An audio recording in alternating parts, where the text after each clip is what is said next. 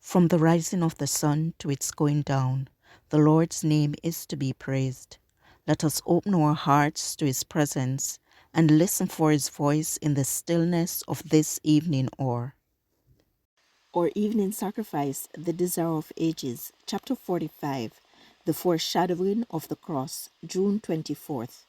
Was it for Christ that I have done? He suffered on the cross. Amazing pity, grace unknown, and love beyond degree. At the cross where I first saw the light, and the burden of my heart rolled away.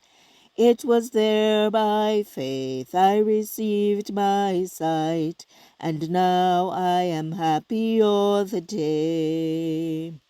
This chapter is based on Matthew 16, verse 13 to 28, Mark 8, verse 27 to 38, and Luke 9, verse 18 to 27.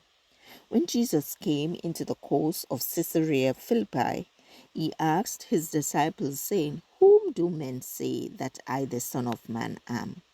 And they said, Some say that thou art John the Baptist, some Elias, and others Jeremias, or one of the prophets. Matthew 16, verses 13 and 14. Jesus and his disciples had now come into one of the towns about Caesarea Philippi.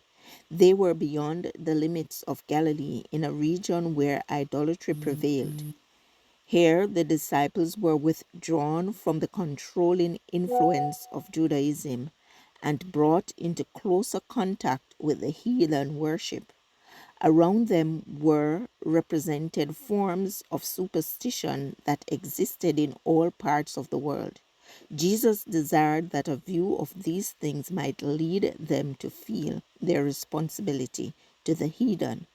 During his stay in this region, he endeavored to withdraw from teaching the people and to devote himself more fully to his disciples.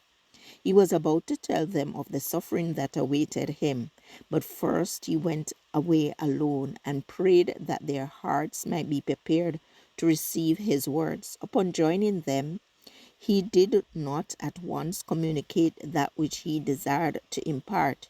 Before doing this, he gave them an opportunity of confessing their faith in him, that they might be strengthened for the coming trial. He asked, Whom do men say that I, the Son of Man, am? Sadly, the disciples were forced to acknowledge that Israel had failed to recognize their Messiah. Some indeed, when they saw his miracles, had declared him to be the Son of David. The multitudes that had been fed at Bethesda had desired to proclaim him King of Israel. Many were ready to accept him as a prophet, but they did not believe him to be the Messiah. Jesus now put a second question relating to the disciples themselves. But whom say ye that I am? Peter answered, Thou art the Christ, the Son of the living God. From the first, Peter had believed Jesus to be the Messiah. Many others who had been convicted by the preaching of John the Baptist and had accepted Christ began to doubt as to John's mission when he was imprisoned and put to death. And they now doubted that Jesus was the Messiah for whom they had looked so long.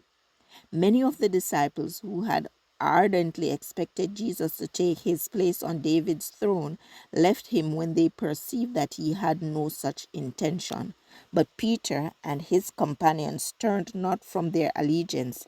The vacillating course of those who praised yesterday and condemned today did not destroy the faith of the true follower of the Savior. Peter declared, Thou art the Christ, the Son of the living God. He waited not for kingly honors to crown his Lord, but accepted him in his humiliation. This passage was taken from The Desire of Ages, page 411 to 412. Pacific Press Publishing Association, copyright 2005, or Evening Sacrifice, June 24th. I encourage you to connect with God and receive strength to overcome obstacles each day. Thank you for listening. Please join us tomorrow as we offer up our evening sacrifice.